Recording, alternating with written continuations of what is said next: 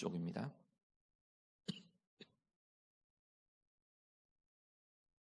사사기 6장 17절에서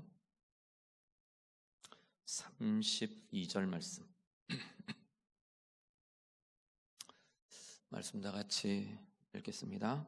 기드온이 그에게 대답하되 만일 내가 주께 은혜를 얻었사오면 나와 말씀하시니가 주 되시는 표징을 내게 보이소서.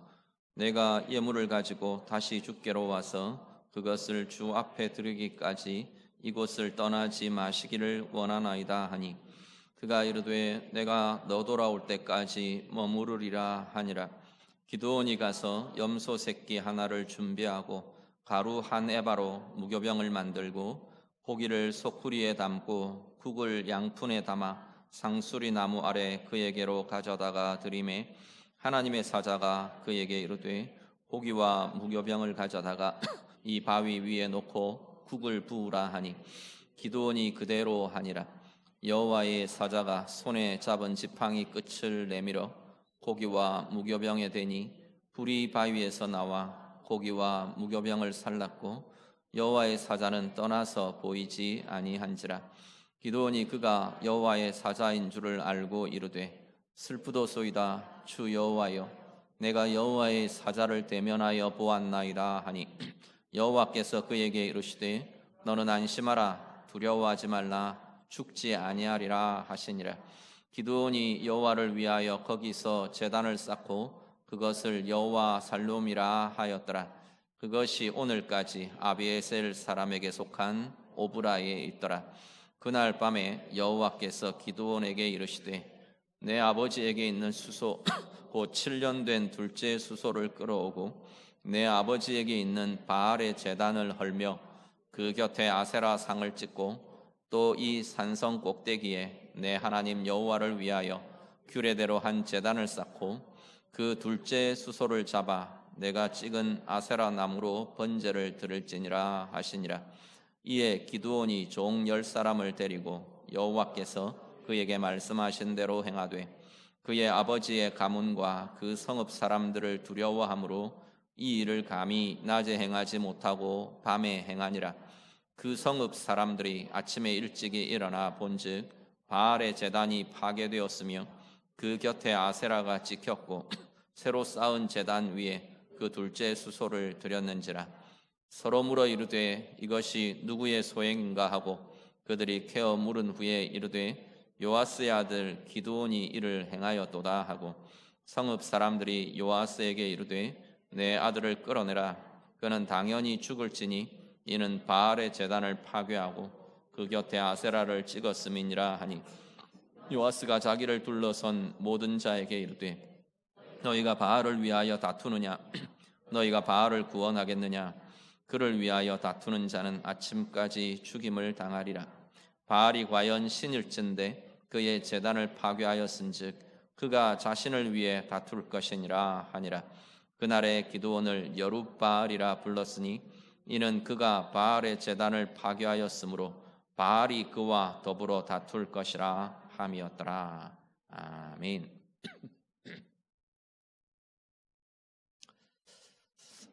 이스라엘 백성들이 다시 여호와 목전에 악을 행하며 이번에는 미디안 족속의 압제 아래서 고통을 당하게 됩니다. 하나님께서 여호와의 사자를 보내셔서 기드온을 부르십니다. 미디안 사람들이 두려워서 포도주 짜는 틀 속에 들어가서 밀 타작을 해야 되던 소심하고 두려움 많은 이 기드온을 큰 용사여 부르시며 하나님이 내가 함께 하겠다 약속을 주십니다. 본문 바로 앞에까지가 지난 시간까지 우리 보셨던 그 이야기가 쭉 전개가 됩니다. 그렇게 하나님의 부르심을 받는 기드온이 이 여호와의 사자에 대해서 내가 예물을 드리고 싶습니다. 오늘 본문에 들어오면 그렇게 요청을 합니다. 잠깐 기다리시라고 해놓고 집으로 달려가서 준비를 해옵니다. 염소 새끼를 잡아서 고기를 가지고 나오고 무교병과 그 고기 국을 끓여서 하나님의 사자에게 내어드립니다. 아마도 기드온이 지금 이 여호와의 사자를 대접한다고 했던 이 예물을 드린다고 했던 이 모습은 귀한 손님을 대접하는 그런 마음이 아니었던가 생각이 됩니다. 그런 개념, 그런 모습으로 지금 가지고 나온 것 같아요. 그런데 그 가지고 나온 기드온의 예물을 본 하나님의 사자가 그것을 바위 위에다 올려놓도록 요청을 합니다. 가지고 나온 고기를 바위 위에 올려놓고 구워온 무교병을 그 바위 위에 올려놓고 그리고는 그 위에 국을 부으라고 말합니다. 그래놓고는 기드온이 그렇게 시키는 대로 하니까 자기의 지팡이 끝을 그 고기와 재물 위에 갖다 댑니다.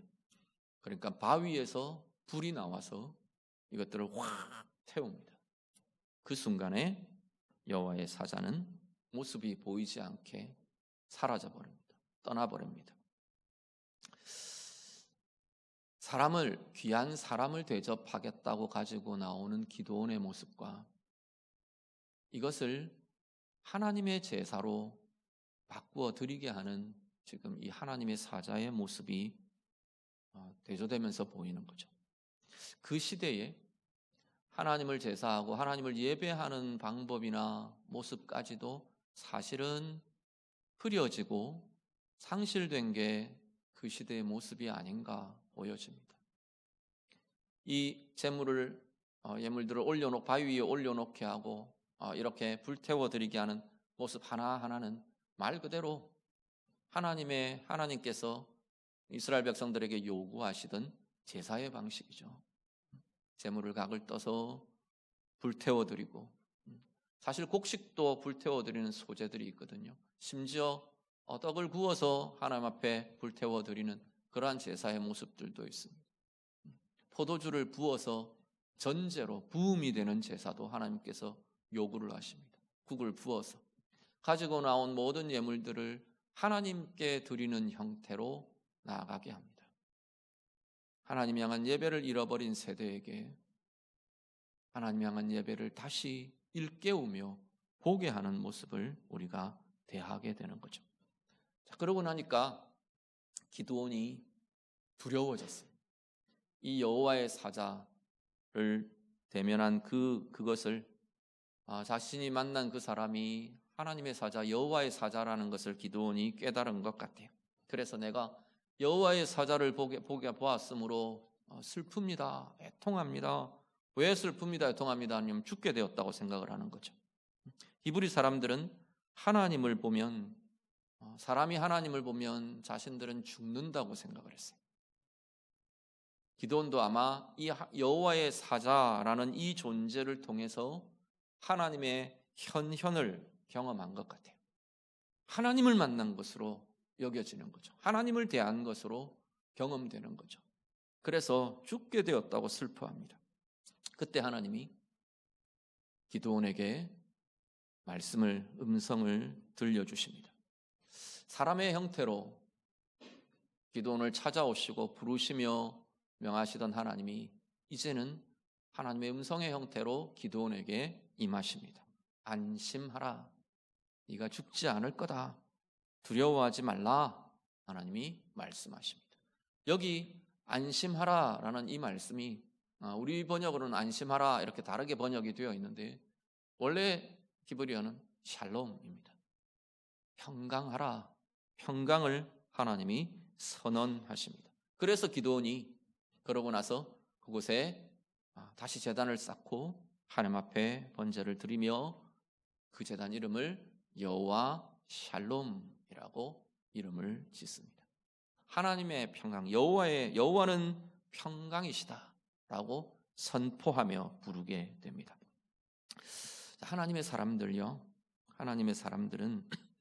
하나님이 찾아오시며 하나님이 만나주시며 하나님 함께 하시는 것, 그것이 진정한 샬롬, 진정한 참 평안이 그 가운데 나타나는 것을 보게 됩니다. 우리의 존재, 우리의 영혼과 마음과 인격 속에, 우리의 상황 가운데 우리의 관계 속에, 우리의 공동체 속에 하나님의 임하심이 우리에게 나타날 때, 하나님의 임하심이 우리에게 경험될 때 우리는 정말 우리 안에 진정한 참된 평강이 이루어지고 경험되는 것을 보게 되는 거죠. 요한복음 말씀 한 구절을 보시죠. 14장 27절. 요한복음 14장 27절 말씀 같이 읽습니다. 평안을 너희에게 끼치노니 곧 나의 평안을 너희에게 주노라. 내가 너희에게 주는 것은 세상이 주는 것과 같지 아니하니라. 너희는 마음에 근심하지도 말고 두려워하지도 말라. 아멘. 16장 33절도 한 절 더 같이 보시죠. 요한복음 16장 33절 같이 읽습니다. 이것을 너희에게 이르는 것은 너희로 내 안에서 평안을 누리게 하려 함이라. 세상에서는 너희가 환난을 당하나 담대하라. 내가 세상을 이기었노라. 아멘. 요한복음 14장에서 16장은 이렇게 쭉 예수님이 이제 십자가의 길을 가시기 전에 제자들에게 아주 집중적으로 제자들에게 알려주시는, 말하자면 집중훈련, 집중교육을 시키시는 그런 장면이 요한복음 14장에서 16장 내용입니다. 17장에 이제 예수님 마지막 기도가 나오고, 그리고 나면 예수님 십자가의 길 체포되시고 십자가의 길을 가시는 장면들이 이어지게 되는데, 14장에서 16장 특히 예수님이 집중적으로 아주 많은 분량을 할애하며 제자들에게 알려주고 계시는 내용이 무엇이냐면 성령에 대한 이야기입니다. 예수님이 자신이 자꾸 이제 내가 아버지께로 올려갈 거다, 내가 너희를 떠나갈 거다 계속 이야기를 하시거든요. 그러면서 불안과 두려움이 자꾸 이렇게 채워지는, 불안과 두려움에 사로잡히는 제자들을 향해서 지금 예수님이 알려주십니다. 또 다른 보혜사를 너희에게 보내실 거다. 보혜사 곧 성령이 너희에게 임하시면 너희가 진리를 깨닫게 될 거고, 내가 가르친 것이 기억나게 될 거고, 새롭게 알게 될 거고, 내가 이제 너희를 떠나지 않고 영원히 함께 하게 될 것이다. 성령에 대한 이야기를 예수님이 계속 알려주세요. 그러는 중에 지금 14장 27절 뭐라고 하시면 평안을 너희에게 끼친다, 평안을 너희에게 준다 말씀을 하십니다. 그 평안은 다른 게 아니고 곧 나의 평안을 너희에게 주노라 말씀합니다. 다른 데서 오는 평안이 아니고 주님의 평안을, 하나님의 평안을 너희에게 준다라고 지금 말씀하시는 거죠. 주님 말씀하시는 것이 그 평안은 세상이 주는 것과 다르다. 내 안에서 너희는 평안을 누리게 될 거다 말씀을 합니다. 주님의 평안, 주님으로부터 오는 평안, 그거야말로 참된 샬롬이 되는 거죠. 주님 안에 거함으로 누리는 평안, 그것이 진정한 평안이 되는 것이라고 말씀합니다. 세상은 평안이라는 것을 상황에 따른 것으로 보통 이야기합니다. 상태적인 평안, 상태와 상황이 평안하면, 문제 없으면 평안하다고 여기는 거죠. 그런데 주님의 평안은 본질적으로 다릅니다. 여호와 샬롬, 주님으로부터 오는 주님의 평강은 상태적인 평안이 아니라 그 모든 상태와 상황을 이기는 평안이라고 성경은 말씀하는 거죠. 마음에 근심하지도 말고 두려워하지도 말라. 주님의 평안이야말로 근심을 이기고 두려움을 이기는 것이라고 말씀하는 거죠. 세상에서는 너희가 환난을 당하나 내가 세상을 이기었노라. 내 안에서, 주님 안에서 누리는 그 평안이 세상을 이기는 평안이라 라고 말씀합니다. 환난을 이기는 평안이라, 근심과 두려움을 이기는 평안이라 라고 말씀합니다. 오늘 우리들이요, 우리의 삶 가운데 하나님으로 인한 진정한 평강이 깊어지고 충만해지시기를 간절히 바랍니다. 우리의 영혼에, 우리의 인격에, 우리의 삶의 상황 속에 하나님과 함께하는, 하나님과의 만남, 하나님의 임재하심, 하나님과 함께 나아가는 힘, 이것이 우리 안에 자꾸만 더 커지고 부요해지시기를 간절히 바랍니다. 그 하나님의 임재로 인한 우리 속에 부어지는 주님의 평강이 우리 안에 날마다 새롭게 충만하게 경험되고 누려지는 귀한 생애가 되실 수 있기를 간절히 바랍니다. 그 평안이 이기는 평안이랍니다. 여러분의 삶의 상황들, 여러분 앞에 주어져 있는 모습들, 어떤 것들 속에 우리가 살아가시나요? 이 시대의 모습 속에 우리는 무엇을 느끼며 무엇을 경험하며 살아가시나요? 사람의 감정이라는 것이요, 되게 묘한 특징이 있어서 내 주변이 막 분노로 들끓으면 내게 뚜렷한 이유가 없어도 나도 그 분노들에 휩싸이는 걸 참 많이 경험합니다. 시대가 막 온 나라가 막 분노로 떠들썩하면 별 이유 없이 나도 괜한 분노감이 내 속에 이렇게 젖어 있는 그러한 모습을 봅니다. 불안, 염려, 두려움 마찬가지입니다. 내 주변의 사람들이 자꾸 불안해하고 염려나 두려움에 사로잡혀 있으면 나도 내게는 그렇게 불안해야 될 이유가 별로 없음에도 불구하고 이 불안과 염려, 두려움이 전염이 되는 거죠. 불안의 감정, 불안의 정서가 자꾸 배어나고 묻어납니다. 우리는 세상을 이기는 하나님의 평강을 가진 이들입니다. 오늘 우리 안에 하나님으로 인한, 내 안에 충만한 하나님의 임재로 인한 주님과 함께 나아가는, 주님의 말씀으로 충만하고 내 안을 가득 채우는 주의 성령으로 충만한 그 삶에 하나님은 세상을 이기는 평강이 그 가운데 충만하게 될 것이라 말씀합니다. 여러분 안에 가득한 주님의 평강으로 근심을 이기는 자, 염려를 이기는 자, 분노나 미움이나 다툼을 이기는 자, 시대를 뛰어넘어, 상황을 뛰어넘어 하나님의 평강을 경험하고 그 하나님의 평강이 나로부터 시대 속으로, 삶 속으로, 내 주변으로, 내 주변의 사람들에게로 흘러나게 하는 참 평강의 삶을 사시는 우리 모두가 다 되시기를 우리 주님 이름으로 축복합니다. 이 여호와 샬롬이라는 제단을 세우며 하나님의 임재와 부르심을 경험한 기드온에게 하나님 말씀이 다시 임합니다. 25절에 보면 그날 밤에 기드온에게 하나님께서 이르셨다. 하나님의 말씀이 임하는 거죠. 뭐라고 하나님께서 기드온에게 말씀하시냐면 네 아버지 집에 있는, 기드온의 아버지예요, 네 아버지 집에 있는 그 바알의 제단 아세라상을 네가 파괴하고 꺾어버려라, 다 제하라, 하나님 말씀하십니다. 다른 집이 아니고 지금 기드온의 집이에요.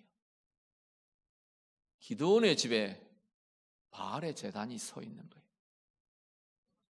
기드온의 집에 아세라 목상이 서 있어요. 이게 전혀 이상하게 보이지 않는 시대가 지금 이 기드온의 시대인 거죠. 너무 자연스럽게 보이는 거예요.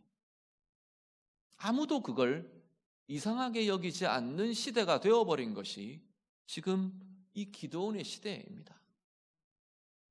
하나님께서 그것을 먼저 제해라 말씀합니다. 기드온이 낮에 하기는 아버지도 두렵고 집안 사람들도 두렵고 성읍 사람들 특히나 두려워서 밤에 몰래 가서, 아마 자기 신복 같아요, 자기 신복들 한 10명 데려가가지고 완전히 부셔버립니다. 바알 제단을 헐어버리고 아세라 목상을 찍고 하나님 말씀대로 그 목상을 뗄감으로 써서 아버지 집에 있는 수소를 하나님 앞에 번제로 제물로 드립니다. 날이 밝으니까 온통 세상이 뒤집어졌어요. 그 성읍이 온통 소동하며 난리가 났습니다. 바알의 제단을 누가 밤새 허물어버리고 아세라 목상을 찍어버리고 난리가 났어요. 이제 이 우리 성읍에 재앙이 임할 거라는 거죠. 말하자면 지금 그 이야기입니다. 도대체 누가 그랬냐? 범인을 밝혀라. 아무리 시시하고 밤중에 해도 결국 드러나죠. 요아스의 아들 기드온이 했다 하더라. 아버지에게로 몰려와서 요아스에게로 몰려와서 네 아들 내놔라 그래요. 죽이겠다는 겁니다. 그럴 때 이 기드온의 아버지 요아스가 이렇게 항변합니다. 니네가 섬기는 바알이 신이라 그러지 않냐?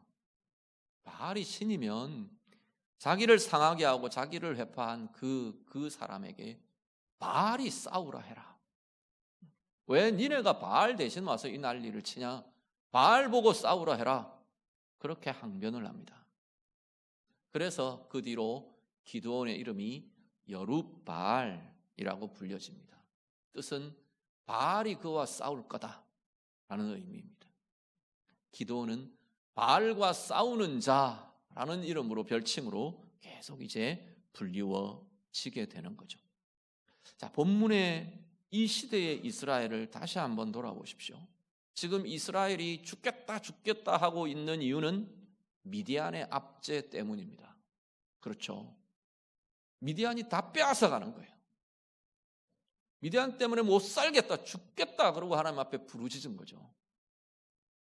그런데 이 이스라엘이 자신들 속에 있는 이 바알과 아세라, 이 우상의 압제, 우상의 지배는 전혀 알아채지를 못하는 거죠. 분별하지를 못하는 거죠. 그 우상의 압제가 그들 삶을 어떻게 지배하고 있는지, 그들의 인생과 그들의 영혼을 어떻게 속박하고 구속하고 있는지는 관심도 없고 알아채지도 못하고 있는 것이 이 시대의 이스라엘의 모습입니다. 하나님께서 미디안과 싸우기 전에 니네 안에 있는 바알과 먼저 싸우라 라고 하나님이 지금 말씀하시는 거죠.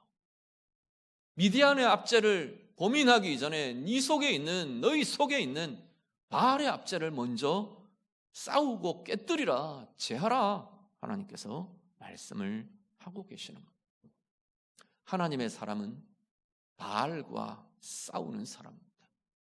시대를 넘어 어느 시대이든지 어떤 상황에서든지 개인의 모습이든 내 개인의 삶이든 시대의 모습이든 하나님의 사람은 바알과 싸워야 하는 이들입니다. 오늘 우리 시대, 오늘 내 자신의 삶, 오늘 우리의 가정, 내가 싸워야 할 바알은 어떤 것입니까? 여룻바알의 모습과 여호와 샬롬은 분리되지 않습니다. 하나님과의 만남, 하나님의 임재하심, 하나님의 함께하심으로 인한 참된 여호와 샬롬 평강은 하나님을 대적하는 바알과의 싸움으로 나아가게 합니다. 연결되게 되는 거죠. 다르게 말하면요, 이 여룻바알의 싸움이야말로, 그 싸움이 있는 그 인생이야말로 진정 여호와 샬롬을 누리며 그 인생의 그 여호와 샬롬이 커져가며 진정으로 자리 잡으며 누려지게 되는 인생을 살게 될 것이라 말씀하는 거죠. 오늘 우리 자신의 여룻바알의 싸움을 싸워내어야 할 내 영혼, 내 마음, 내 인생, 내 삶, 내 가정의 자리는 어디인가 돌아보실 수 있기를 바랍니다. 말씀 한 구절만 더 보시죠. 디모데전서 6장 11절과 12절 말씀. 자, 한번 보시고 같이 읽습니다. 오직 너 하나님의 사람아, 이것들을 피하고 의와 경건과 믿음과 사랑과 인내와 온유를 따르며 믿음의 선한 싸움을 싸우라. 영생을 취하라. 이를 위하여 내가 부르심을 받았고 많은 증인 앞에서 선한 증언을 하였도다. 아멘. 사도 바울이 자신의 영적인 아들 디모데에게 부탁합니다. 요청합니다. 너 하나님의 사람아 부릅니다. 이건 디모데를 향한 개인적인 호칭 부름이기도 할 거고요. 디모데를 통해 이 서신이 전해져야 하는 교회들을 향한 부름이기도 할 겁니다. 오늘 우리 시대, 오늘 바로 예배하는 우리 자신을 향한 그러한 호칭이기도 합니다. 너 하나님의 사람아. 다르게 말하면 네가 하나님의 사람이라면 이렇게 봐도 되겠죠. 네가 하나님의 사람이라면 어떻게 해요? 믿음의 선한 싸움을 싸우라 말합니다. 하나님의 사람의 정체성은 믿음의 선한 싸움을 싸우는 삶이라고 말씀하는 거죠. 무엇과 싸울까요? 이것들을 피하고 이것들과 싸우라. 앞에 말씀했던 내용들을 다시 가리키며 지칭합니다. 그 앞에 9절 10절의 내용을 보면 쭉 대상들이 나옵니다. 부하려 하는 모습, 시험과 올무와 어리석고 해로운 욕심과 사람으로 파멸에 빠지고 멸망에 빠지게 하는 것들과 돈을 사랑하는 것과 탐내는 것들과 미혹과 믿음에서 떠나게 하는 많은 근심들과 이것들을 쭉 9절 10절 쭉 나열을 합니다. 그래 놓고는 이것들을 피하고 이것들에 대해 믿음의 선한 싸움을 싸우라 말합니다. 우리는 믿음의 싸움이라고 말하면 어떤 대단한 정치 권력들, 핍박과 박해의 대상들, 그래서 우리는 핍박과 박해가 없는 오늘 우리는 별로 믿음의 싸움이 필요 없는 자처럼 여겨지지는 않느냐는 거죠. 그런데 성경은 아주 실제적이고 개인적이고 구체적인 삶의 자리까지 믿음의 싸움은 싸워내어야 하는 자리라고 말씀하고 있는 겁니다. 이것들이 이 싸움을 싸워내어야 6장 11절에 디모데전서 6장 11절에서 이야기하는 의가 세워지고 경건이 세워지고 믿음이 서주고 사랑과 인내와 온유를 따라갈 힘이 따라가는 인생이 되어 갈 거라고 말씀하는 겁니다. 오늘 우리의 삶에요. 내 내면 속에 내 정서와 내 감정과 내 영혼과 우리의 가정과 나의 관계들과 내 삶과 내 일터와 내 앞에 놓여져 있는 삶의 상황과 문제들에 대해서 내가 싸워내어야 하는 바알이 무엇인지 분명하게 다시금 볼 수 있기를 간절히 바랍니다. 이기심과 원망과 내 속에 깊게 뿌리 내려 있는 풀리지 않는 원망과 미움과 죄의 습관과 그냥 쉽게 타협하고 채택하는 죄의 방식들과 내 속에 탐욕과 욕심과 높아진 마음과 완고한 마음들과 내 속에 뿌리 깊게 쓴 뿌리로 작용하는 상한 마음들과 잘 싸워내는, 잘 싸울 수 있는 삶을 살아내는 우리들이 되실 수 있기를 간절히 바랍니다. 이것들을 그냥 두면 우리의 삶을 자꾸 건강하지 않게 만들어갑니다. 자꾸 나는 분명히 하나님의 사람인데, 나는 분명히 하나님의 자녀인데 자꾸만 하나님과 멀어지게 하는 거죠. 이것들이 자꾸 하나님과 우리 사이에서 자라면서 하나님이 자꾸 멀게 여겨지고 하나님 찾고 하나님 앞에 나아가는 것, 하나님 말씀의 은혜가 나타나는 것들을 회방하고 방해하고 자꾸 불행에 묶인 자 같게 만들고 어둠에 사로잡혀 있게 하고 우리의 마음과 우리의 영혼과 우리의 인생이 자꾸 묶이고 짓눌리는 자로 남아 있게 만든다는 거죠. 어떻게 할까요? 성경은 제거해라 뭐 어쩌라 그건 그 다음 문제. 싸워라. 우리가 해야 될 것이 싸우는 것이라고 말씀합니다. 내 영혼 속에, 내 마음 속에 그것들이 집을 짓고 머무르지 못하도록 싸워내라고 말하는 거죠. 이기는 것, 제하는 것은 그 다음 문제예요. 사실은 그 영역은 하나님의 영역입니다. 네가 싸우겠다고만 하면 하나님이 이기게 하시겠다고 말하는 거죠. 미디안과의 싸움이요, 기드온의 전쟁이 아니에요. 하나님의 전쟁이에요. 그 압제와 눌림에서 승리케 하시는 분은 하나님이세요. 기드온이 해야 할 일은, 이스라엘이 해야 할 일은 싸우는 겁니다. 그렇게 싸우려고 하니까 하나님이 먼저 네 속부터 싸우라고 이야기를 하는 거예요. 네 가정부터 싸우고, 네 내면부터 싸우고, 네 안에 바알이 남아있지 못하게, 네 안에 바알의 재단이 쌓이지 않게 그것과 먼저 싸워내라 라고 말씀하는 거죠. 그 싸움이 외부의 싸움의 승리로 나타나게 할 것이라고 말씀합니다. 우리 내면의 싸움이, 우리의 삶의 싸움이, 우리의 인격의 싸움이, 우리의 영혼의 싸움이 내 외부의 상황과 문제들 속에 하나님의 참된 여호와 샬롬이, 참된 평강이 나타나는 출발점이라고 하나님께서 말씀하고 계시는 겁니다. 예배하시는 성도님들, 오늘 우리 안에 이 여룻바알의 싸움이 포기되지 않으시기를 바랍니다. 이 여룻바알의 싸움, 이것이야말로 우리가 인지하며 인식하며 잘 싸워내는 싸움의 삶이 되실 수 있기를 간절히 바랍니다. 그래서 하나님의 평강, 진정한 주님 안에서 누리는 참된 평강, 주님의 평강, 그것이 우리 안에 자꾸만 커져가고 부요해지고 충만케 되어가는 진정한 은혜의 인생, 복의 인생으로 나아가시는 우리 모두의 삶이 다 되시기를 우리 주님 이름으로 축복합니다. 같이 기도하겠습니다. 말씀으로 같이 기도합니다. 오늘 여호와 샬롬을 선포하고 고백하는 기도원의 모습처럼 오늘 우리 안에 계신 성령님 통해 우리 주님 약속하시는 것처럼 나의 평안을 너희에게 주노라. 주님의 평안이 하나님 내 안에 가득하기를 원합니다. 좀 다시 사모함으로 고백하며 기도하시기를 바랍니다.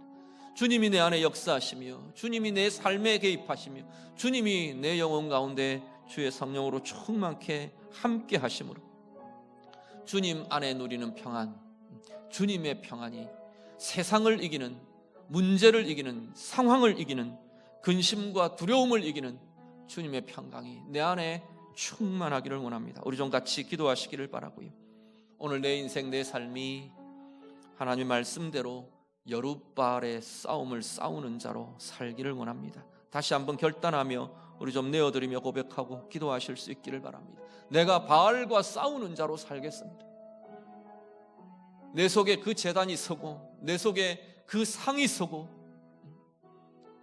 나도 모르게 우상에게 절하는 자로 살아가는 인생이 아니라 돈이 우상이 되고 내 자존심이 우상이 되고 내 이기심이 내 속에서 나를 지배하고 나를 압제하는 우상이 되어버리는 그런 인생이 아니라 하나님 그것들과 싸우는 자로 살겠습니다. 우리 좀 고백하며 기도하시기를 바랍니다.